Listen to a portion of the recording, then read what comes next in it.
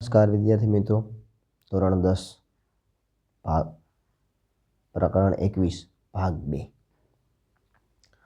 Varahi classes વતી તમારા બધાનું ફરીથી સ્વાગત છે। અગાઉના વિડીયોમાં વિદ્યાર્થી મિત્રો આપણે 9 પ્રશ્નની ચર્ચા કરી હતી। તમને એની લિંક ડિસ્ક્રિપ્શનની અંદરથી મળી જશે। આજે આપણે વાત કરીએ બાળ શ્રમિકોનું માંગનું પ્રમાણ શા માટે વધુ હોય છે, કે બાળ શ્રમિકો છે એની આટલી બધી માંગ શા માટે છે। તો બાળ શ્રમિકો છે ને એ સૌથી સસ્તું સાધન છે। મજૂરીની અંદર સૌથી સસ્તામાં સસ્તી કોઈ મજૂરી હોય ને તો બાળ શ્રમિકો છે।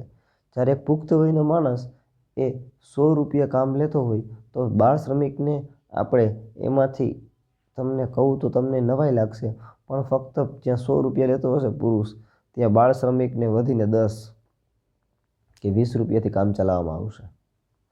તો બાળ શ્રમિક છે એ આ રીતે સૌથી સસ્તું સાધન એ શ્રમની અંદર પડે છે, રોજગારીની અંદર, મજૂરીની અંદર। પુખ્ત વયના શ્રમિકો કરતાં બાળ શ્રમિકો પાસે તુલનાત્મક રીતે ઓછા વેતને કામ કરવામાં આવે છે, ઓછા પૈસા કામ કરાવવામાં આવે છે। સંગઠનોના અભાવે તેઓ પોતાને રોજગારીએ રાખનાર માલિકનો વિરોધ કરી શકતા નથી। કંઈ બાળ છે એનું કોઈ સંગઠન હોતું નથી। બાળ શ્રમિકો એક તો કાનૂની રીતે યોગ્ય નથી એટલે એનું કોઈ સંગઠન તો હોતું નથી। તો એના અભાવે, સંગઠનના અભાવે જે માલિક છે એની સામે તે ક્યારેય વિરોધ કરી શકતા નથી। માલિક જે રીતે તેને રાખે તેમ એને રહેવું પડે છે। તેથી બાળ શ્રમિકો સરળતાથી અને તેમને ખબર ન રીતે વિવિધ રીતે તેનું શોષણ કરી શકાય છે, એટલે કે બાળકોનું અલગ અલગ રીતે શોષણ થતું હોય છે। કઠિન કે જોખમી કામોમાં પણ ઓછા વેતને અને નક્કી કરેલા કલાકો સમય સુધી બાળ શ્રમિકો પાસેથી ડરાવી, ધમકાવીને અને લાલચ આપીને કામ કરી શકાય છે। બરાબર છે કે ઘણા બધા જોખમી કામો હોય છે એમાં પણ બાળકોને ડરાવી, ધમકાવી અને કામ કરાવવામાં આવતું હોય છે। ક્યારેક એને લાલચ પણ આપીને કામ કરાવતા હોય છે। બાળ શ્રમિકોની સંખ્યા વધારે હોવાથી તેઓ સરળતાથી મોટી સંખ્યામાં મળી રહે છે અને બાળ શ્રમિકો ખૂબ પ્રમાણમાં મળી રહે। તમે જામનગરમાં જુઓ તો બી એટલા તમને બાળ શ્રમિકો મળી રહે। ગ્રામીણ વિસ્તારમાં શિક્ષણની પૂરતી સગવડો નથી, તેથી માતા પિતા ભણવાની ઉંમરે કુટુંબની જરૂરિયાતો પૂરી કરવા તેમને મજૂરી કરવા ધકેલી દે છે। અત્યારે તો સિનારીઓ ઊંધો છે, ગામડાઓ કરતાં શહેરમાં બાળ શ્રમિકો વધારે જોવા મળે છે। આગળ 11મું, બાળ વિકાસ માટે સુરક્ષાના હેતુ માટેનો બંધારણીય ઉપાય લખો, અથવા બાળ મજૂરી અટકાવવા માટે સરકારે જે યોજનાઓ ઘડી છે, બંધારણીય ઇલાજોની જોગવાઈઓ જણાવો। બાળ મજૂરી અટકાવવા માટેના કાયદા જણાવો ટૂંકમાં। તો કે 14 કે તેથી ઓછી ઉંમરના કોઈપણ બાળકને કારખાનામાં કે કોઈપણ જોખમીવાળી જગ્યાએ નોકરી રાખી શકાય નહીં। બરાબર છે। 14 વર્ષથી નીચેના બાળકને કોઈ પણ જગ્યાએ કામમાં રાખી શકાય નહીં। જો રાખે તો માલિક ઉપર કેસ થાય। આ જોગવાઈના ભંગ બદલ નોકરીદાતા વિરુદ્ધ કાનૂની રાહે પગલાં ભરી સજા કરવામાં આવે છે અને સજા થઈ શકે છે તેને। બંધારણનો અમલ શરૂ થયે 10 વર્ષની અંદર દરેક રાજ્ય સરકારે 14 વર્ષની ઉંમર સુધીના બધા જ બાળકોને પ્રાથમિક શિક્ષણ મફત અને ફરજિયાત પૂરું પાડવું જોઈએ। આ જોગવાઈ સંદર્ભે કેન્દ્ર સરકાર અને રાજ્ય સરકાર 6 થી 14 વર્ષના વયજૂથના તમામ બાળકોને મફત અને ફરજિયાત શિક્ષણ મેળવવાનો અધિકાર 2009માં મૂક્યો છે, કે દરેક બાળકને ભણવું ફરજિયાત છે। બરાબર છે। કાયદાકીય રીતે ભણવું ફરજિયાત છે।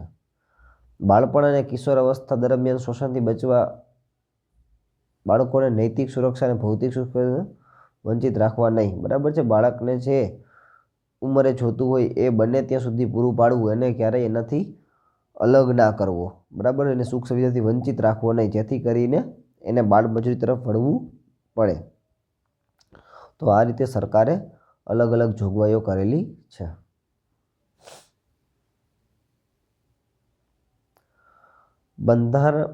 ભારતમાં કયા પરિબળોએ વૃદ્ધોની સામાજિક અને શારીરિક સમસ્યાઓ સર્જી છે? અત્યાર સુધી આપણે હવે આપણે વાત કરશે વૃદ્ધોની। ભારતમાં આરોગ્ય સંબંધી, અદ્યતન તબીબી સેવાઓ, ઔષધિઓ, સ્વાસ્થ્ય પ્રત્યેની સભાનતા વગેરે કારણો લીધે વ્યક્તિના સરેરાશ આયુષ્યમાં 4.3 વર્ષનો વધારો થયો છે। એટલે કે વ્યક્તિનું જે સરેરાશ આયુષ્ય હતું એ આજે ઘણું બધું વધી ગયું છે। જે ઈસવીસન 2001 અને 2005ના સમયગાળામાં ભારતનું જે આયુષ્ય હતું એ 63.2 હતું, જ્યારે આજે એ 2015ની 67.5 જેટલું થઈ ગયું છે. ભારત ઈસવીસન 2001 અને 2011ની વચ્ચે એક દેખા વૃદ્ધોની સંખ્યા 2.7 કરોડનો વધારો થયો છે. ઈસવીસન 2011માં એક અંદાજ મુજબ ભારતમાં વૃદ્ધ પુરુષોની સંખ્યા 5.11 કરોડ હતી, જ્યારે વૃદ્ધ સ્ત્રીઓની સંખ્યા 5.28 કરોડ હતી. દેશમાં વૃદ્ધોની વધેલી વસ્તી, તેમના સરેરાશ આયુષ્યમાં થયેલો વધારો, આ બંને પરિબળો વૃદ્ધોની સામાજિક અને શારીરિક સમસ્યાઓ સર્જી છે.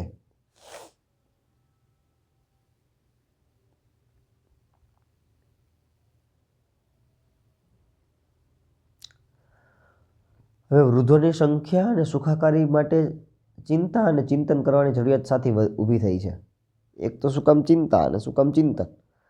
તો કે ભારતમાં ઈસવીસન 2001થી લઈને 2011 સુધીમાં વૃદ્ધોની સંખ્યા ખૂબ વધી છે. આપણું સરેરાશ આયુષ્ય વધ્યું છે. આથી ભારતની વસ્તી અને તેના સરેરાશ આયુષ્યમાં વધારો થયો છે. આ બે બાબતોના કારણે સમસ્યાઓ સર્જાઈ.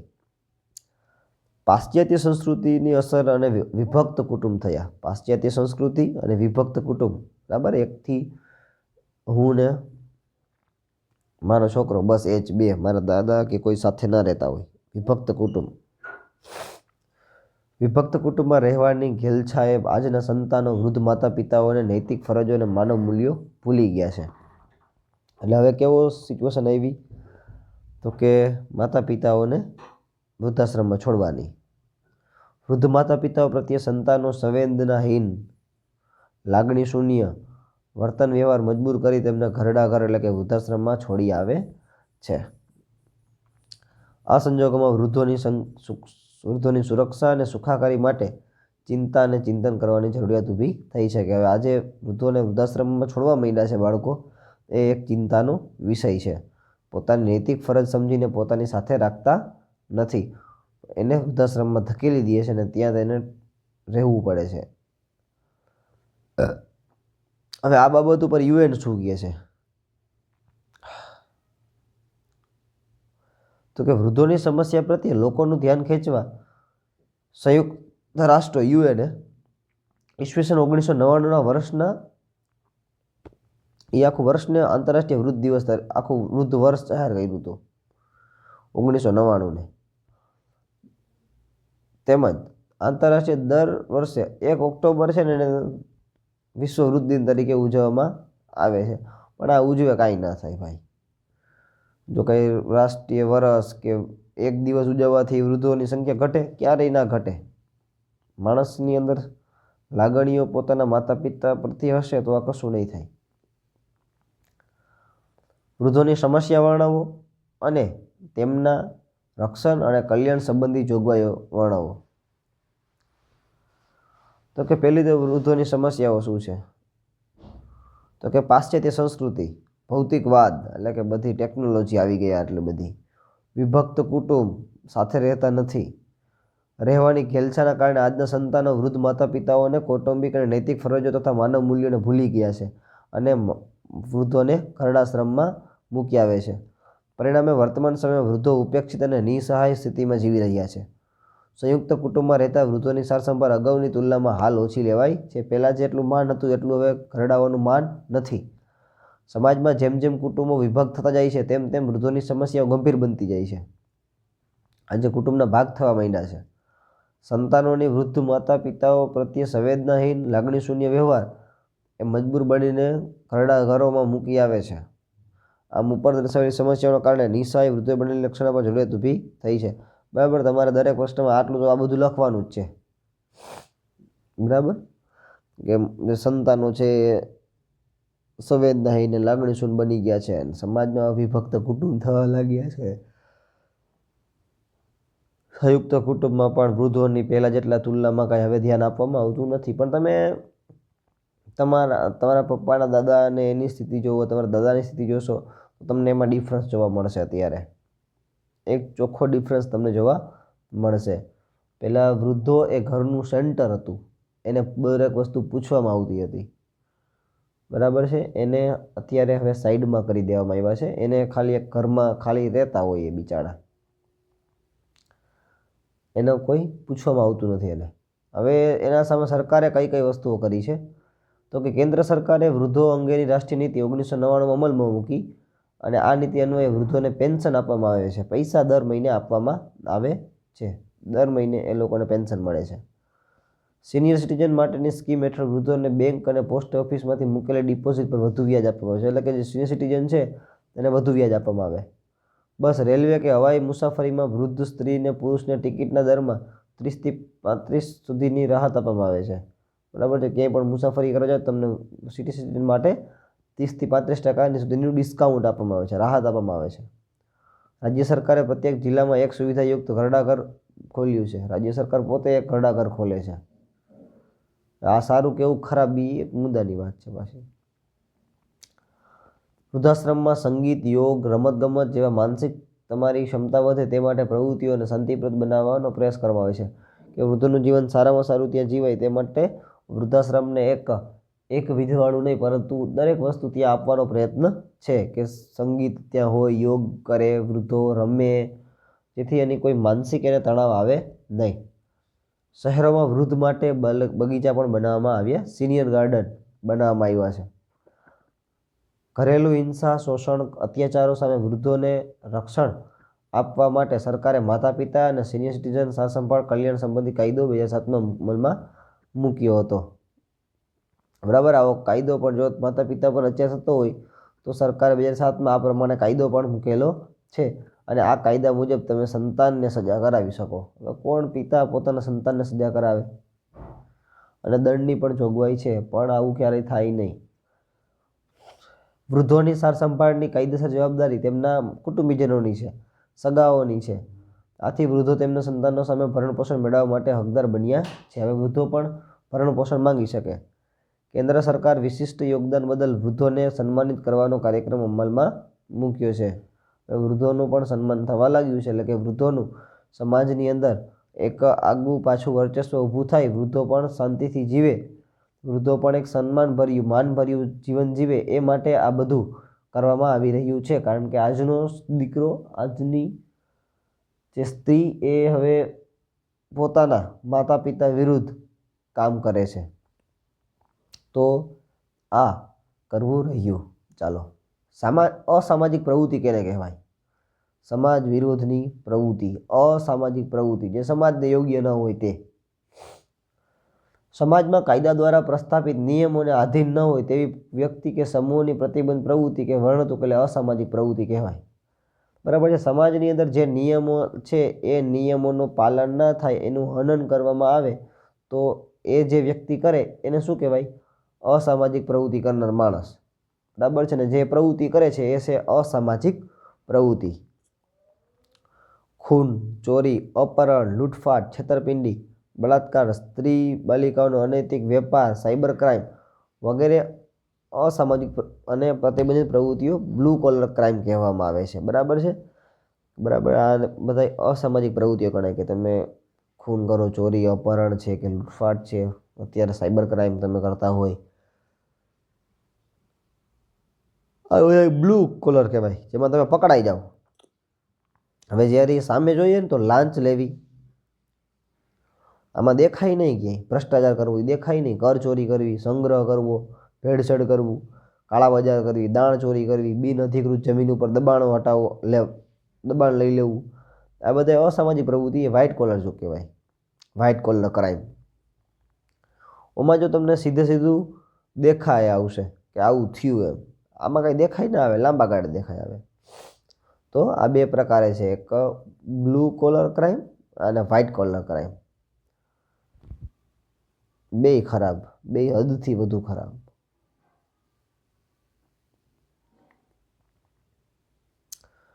ભ્રષ્ટાચારની વ્યાખ્યા આપી, તે કયા સ્વરૂપે જોવા મળે છે તે જણાવો. હવે વિશ્વ બેંકે એક સરસ મજાની એની આપી છે વ્યાખ્યા કે ભ્રષ્ટાચાર એટલે શું? તો કે સાર્વજનિક હોદ્દા કે પદનો વ્યક્તિત્વ લાભ માટે ઉપયોગ કરવો. જે તમારી પાસે હોદ્દો છે, પદ છે, એનો તમે તમારા ખુદ માટે ઉપયોગ કરો એટલે એ ભ્રષ્ટાચાર ગણાય. બરાબર, કરપ્શન. ઉપર હાથ મેળવે જો નીચે પૈસા લે છે, આ રીતે કરપ્શન. ભ્રષ્ટાચાર આચરણ વિવિધ સ્વરૂપે જોવા મળે છે, જેમ કે રોકડ લેવડ દેવડ હોય, ભેટ સોગાદ હોય, કિંમતી આભૂષણ હોય કે ચીજવસ્તુ હોય, વિદેશ પ્રવાસ કરાવતા હોય, પક્ષપાતી વલણ હોય, પછી કાંઈ ડિસિઝન લેવું હોય એમાં લાગવગ કરાવે, સગાવાલા હોય અને હિતાર્થીઓનો તરફેણ કરવી, આ બધા એક પ્રકારના ભ્રષ્ટાચાર જ છે. કે કાં તમને પૈસા આપી દઈએ, કાં તમને એક વિદેશ કે સાહેબ તમને વિદેશ ટૂર કરાવી દેશું, કાં તમને કંઈક ભેટ સોગાદ આપે, કંઈક તમને કિંમતી આભૂષણ તમારા લઈ દઈએ, તો આ બધું જે છે એ ભ્રષ્ટાચાર જ કહેવાય.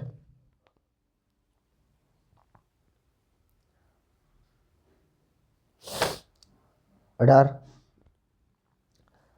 ભ્રષ્ટાચારથી ભાવ વધારો એક કારણ છે. શા માટે? જોઈએ કે ભ્રષ્ટાચારથી શું થાય, કાળા નાણાંનું સર્જન થાય અને એ નાણાંનો બજારમાં નાણાંનો પુરવઠો વધે. બરાબર, નાણાં વધ્યા કારણ કે સરકાર પાસે ગયા નહીં એટલે નાણાં વધે છે તમારી પાસે, એટલે તમારી ખરીદ શક્તિ વધે. જેમ કાળું નાણું વધારે એમ તમે વાપરો વધારે. ખરીદ શક્તિ વધવાથી બજારમાં ચીજ વસ્તુ અને સેવાઓની માંગમાં વધારો થાય અને આની સામે ચીજ વસ્તુઓ અને સેવાઓનો પુરવઠામાં માંગમાં પ્રમાણ વધી શકતો નથી. નાણું વધ્યું છે પણ સામે પુરવઠો વધતો નથી એટલે ભાવ વધારો થાય. બજારમાં માંગ અને પુરવઠા વચ્ચે અસમતુલા ઊભી થાય છે, જેથી ભાવ વધારો થાય છે. આમ અર્થતંત્ર ચીજ વસ્તુઓ અને સેવાના કુલ પુરવઠા કરતાં તેની કુલ માંગમાં સતત વધારો થાય છે. આમ ચીજ વસ્તુઓ અને સેવાની કિંમતોમાં એકસાથે ઊંચા દરે વધારો થાય છે, જેથી ભાવ સપાટી ઊંચ જાય છે. બરાબર, કાળું નાણું વધવાથી આ બે વચ્ચે ખૂબ અસમતુલા જળવાય અને ભાવ વધારો થાય. આથી કહી શકાય કે ભ્રષ્ટાચાર એ ભાવ વધારાનું એક કારણ છે.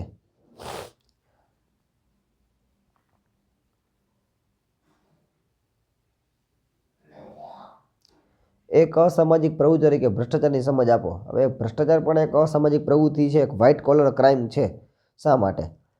તો કે ભ્રષ્ટાચાર એ વિશ્વવ્યાપી અસામાજિક પ્રવૃત્તિ છે. ભારત દેશની જ નહીં પણ આખા દુનિયામાં બધા દેશોમાં મોસ્ટ ઓફ દેશોમાં થાય છે. તે આમ પ્રજાઓની બેઈમાની અને ગેરકાયદેસર વ્યવહારનું પરિણામ છે. પ્રજાજનો જ આ કરે છે બેઈમાન અને ગેરકાયદેસર રીતે. પદ અને સત્તાના કરતા દુરુપયોગમાંથી ભ્રષ્ટાચાર એ ગંગોત્રી ઉદ્ભવે છે. પદ અને સત્તા આવી એનો ખોટો ઉપયોગ કરો એટલે ત્યાંથી ગંગોત્રી એટલે ત્યાંથી ગંગા નીકળે એટલે કે ત્યાંથી ભ્રષ્ટાચાર શરૂ થાય. વિશ્વ બેંકે આપેલી વ્યાખ્યા મુજબ સાર્વજનિક હોદ્દાનો વ્યક્તિગત લાભ માટે ઉપયોગ એટલે ભ્રષ્ટાચાર.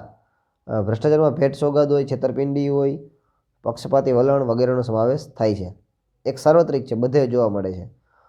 તે જાણે શિષ્ટાચાર કરતો એમ સમાજના દરેક ક્ષેત્ર અને સ્તરે જોવા મળે છે. એક સારી વસ્તુ છે એમ તમને એવું લાગે કે ના હું તો સારું કામ કરું છું, એવું તમને દરેક ક્ષેત્રમાં અને દરેક જગ્યાએ તમને ભ્રષ્ટાચાર જોવા મળે. સાર્વજનિક જીવનમાં ભ્રષ્ટાચાર ખૂબ વ્યાપક બન્યો હોવાથી એક જટિલ સમસ્યા બની ગઈ છે. ભ્રષ્ટાચારથી કાળું નાણું સર્જાય છે અને તેનાથી ભાવ વધારો થાય છે, રાષ્ટ્રીય વિકાસમાં અવરોધ સાબિત થાય છે અને લોકોની પાયાને નિર્બળ બનાવે છે. તમારે કોઈ પણ કામ કરવું હોય તમારે ભ્રષ્ટાચાર વગર થાય નહીં તો તમને લોકશાહી છે એનો પાયો છે એ નબળો બનતો જશે. સામાજિક અને નૈતિક મૂલ્યોનો હાસ થાય છે. ભ્રષ્ટાચાર કાયદાની અને સત્તાની સર્વોચ્ચ અને વિશ્વસનીયતા ઓછી થાય છે. એ માણસને એમ થઈ જાય કે ભાઈ માણસ પર છે, કાયદો નહીં. બરાબર છે કે માણસ એમ થાય કે પૈસાથી બધું થાય છે, એ એટીટ્યૂડ માણસમાં આવવા માંડે છે. ભ્રષ્ટાચાર માનવ અધિકારનું અવમૂલ્યન કરી સમાજમાં અન્યાય અને ભેદભાવનું વાતાવરણ ઊભું કરે છે.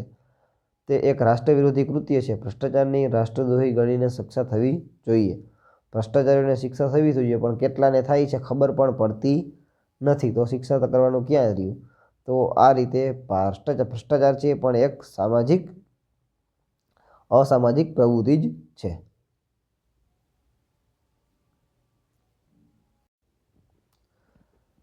ભારત સરકારે ભ્રષ્ટાચાર રોકવા માટે કયા કયા ઉપાય કર્યા છે?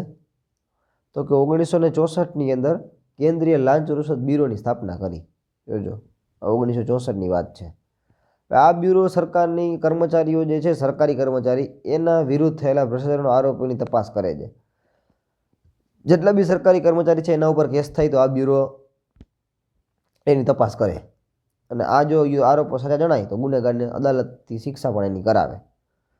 આ ગુજરાતમાં શરૂઆત થઈ. ગુજરાતમાં સંસ્થાની મુખ્ય કચેરી અમદાવાદમાં આવેલી છે, લાંચ રિશ્વત બ્યુરોની, અને એની એક હેલ્પલાઇન પણ છે 1823 34 444 4.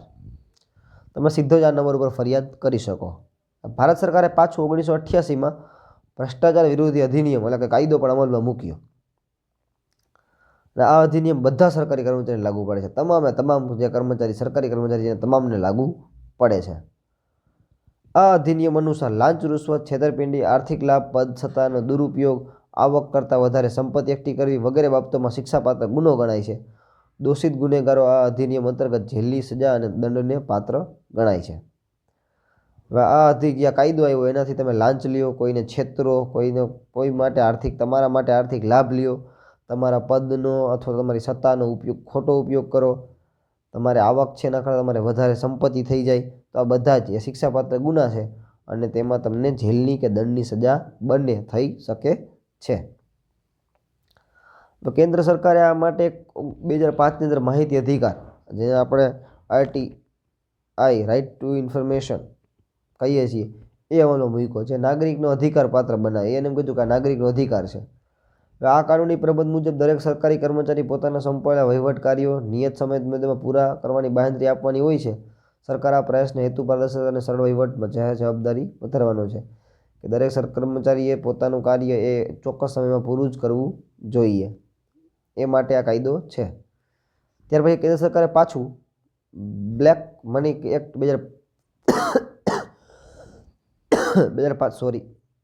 2005માં અમલમાં મૂક્યો. આ કારણમાં ભ્રષ્ટાચારને શિક્ષાપાત્ર અપરાધ માનવામાં આવ્યો છે કે તેના માટે તમને શિક્ષા થવી જ જોઈએ. આ ઉપરાંત સરકારે ફોરેન એક્સચેન્જ મેનેજમેન્ટ એક્ટ ફેમા કાયદામાં, મની લેન્ડર એક્ટમાં, કસ્ટમ એક્ટની 132માં સુધારા કર્યા છે. એટલે કે સરકારે ઘણા બધા કાયદાઓ લઈ આવેલા છે, પરંતુ આ કાંઈ થતું નથી. લોકપાલ અને લોકનિયુક્તિની નિમણૂક જોગવાઈ સરકારની સરકાર કાનૂન શોધવાનો ભ્રષ્ટાચાર ડામવાના પ્રયાસો કરી રહ્યા છે. અલગ અલગ અધિકારીઓ દ્વારા પણ એ ભ્રષ્ટાચાર રાંધવાનું કામ કરી રહ્યા છે, પરંતુ આવું થતું નથી. તો વિદ્યાર્થી મિત્રો, મારા ક્લાસીસ વતી મારા બધાનો ખૂબ ખૂબ આભાર. All of you, thank you.